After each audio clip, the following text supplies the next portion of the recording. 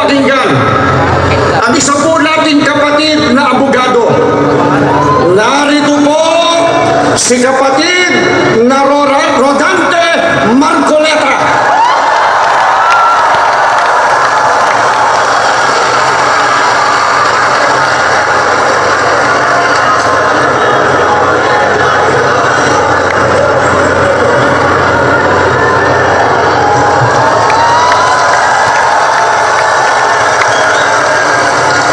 Okay pa po ba kayong lahat?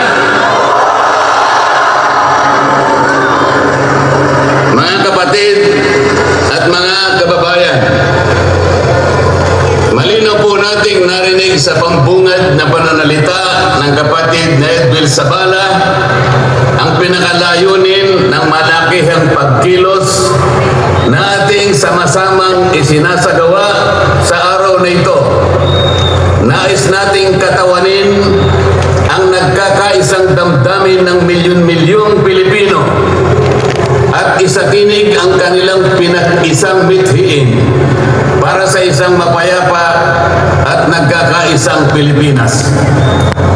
Kaugnay nito, binanggit din po ang ating kagustuhan na ipaalam sa mga opisyales ng ating pamahalaan ang ninanais at pinapangarap na maayos at epektibong paglilingkod at paglutas sa lumalalang kahirapan na pinalubhapan ng katiwalian at korupsyon, kalamidad, kriminalidad, bangayang pampolitika at iba pa. Kinikilala po nating lahat na nagkakatipon ngayon na sa pagkakaisa, kapayapaan at pagkakasundo lamang natin makakamit ang hinahangad na pagunlad at pagsulong ng ating bansa.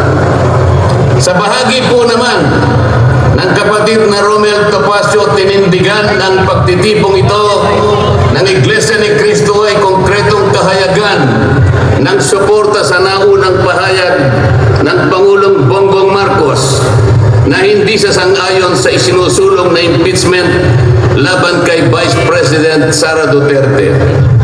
Kinatigan din po ng Iglesia ni Cristo ang posisyon ng Pangulo na ang impeachment ay hindi makapagdudulot ng kabutihan sa buhay ng kahit isang Pilipino. Hindi lamang ito pag-aksaya sa oras ng pamahalaan, kundi makakahadlang din sa pagre-resolba sa marami at pangunahing problema ng bansa. Mataas na presyo ng bilihin, mababang kalidad ng edukasyon, infrastruktura, serbisyong pangmedikal, kriminalidad, seguridad at iba pa. Higit sa lahat, ang pagsusulong ng impeachment ay mauuwi lamang sa pagtatalo-talo at pagkakampi-kampi, hindi lamang ng mga mamamayan, kundi pati na rin ng mga opisyales ng gobyerno.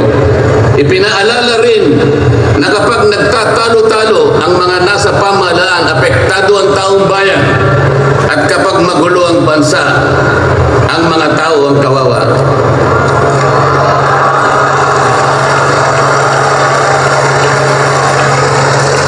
Lagyan po natin ng konteksto ang dalawang pagpapahayag na nauna upang lalong mabigyan ng diin ang kahalagahan ng pagkakaisa, pagkakasundo at kapayapaan sa ikalulutas ng panganib na dulot ng kahirapan dahil sa lumulubhang katiwalian, korupsyon, kalamidad at lalo lamang napabibigat ang buhay at pamumuhay ng ating mamamayan.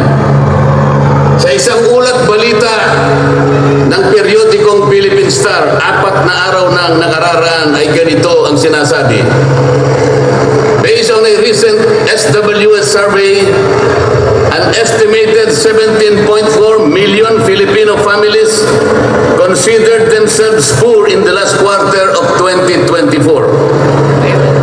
This number represents 63% of the surveyed respondents, the highest self-rated poverty in 21 years. Across the country, Mindanao had the highest self-rated poverty at 76%, followed by Visayas at 74% and Luzon at 55%.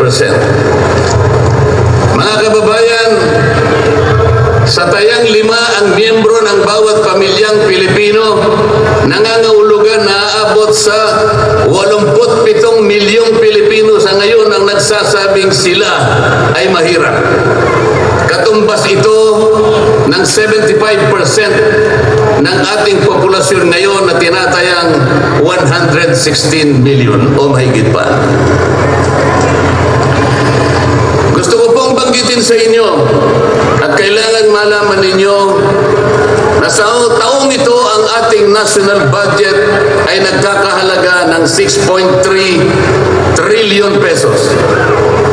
Ito po ang ating national spending. Ang ibig sabihin, ito pong halagang ito ang gagamitin dapat ng pamahalaan upang tugunin ang lahat ng pangangailangan, pangkabuhayan, panglipunan, pangkalusugan, pangedukasyon, pangseguridad, lahat ng kakailanganin alang-alang sa kapakanan ng bawat isang Pilipino.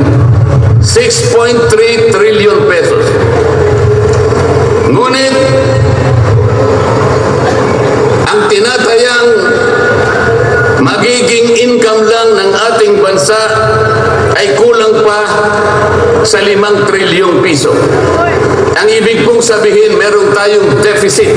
Meron tayong kakulangan na 1.5 trillion pesos. Ito po ang ating ipangungutang sa taong ito. 1.5 trillion pesos. Ibig sabihin po, bawat araw tayo'y gagasta ng 17.6 billion pesos. Yun po yung ating gasta. Araw-araw. Ngunit ang ating kinikita ng bansa ay 13.4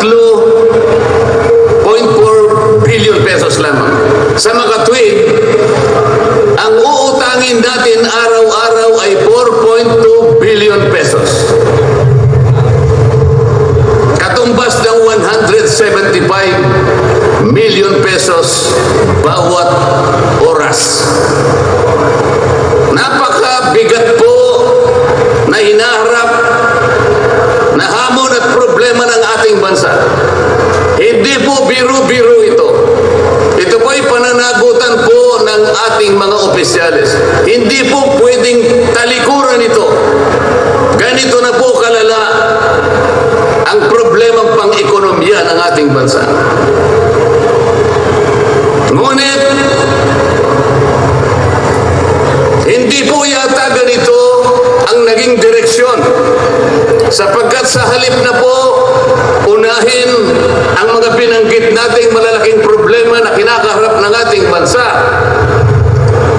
ang inuna po ay mga bagay na mauuwi lamang sa pagkakampi-kampi at pagkakabahagi ng ating bansa.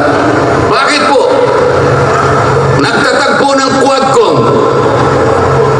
Ang bumakala ko po sa pagtatatag ng Quadcom, ito po ay 4 na komite sa House of Representatives.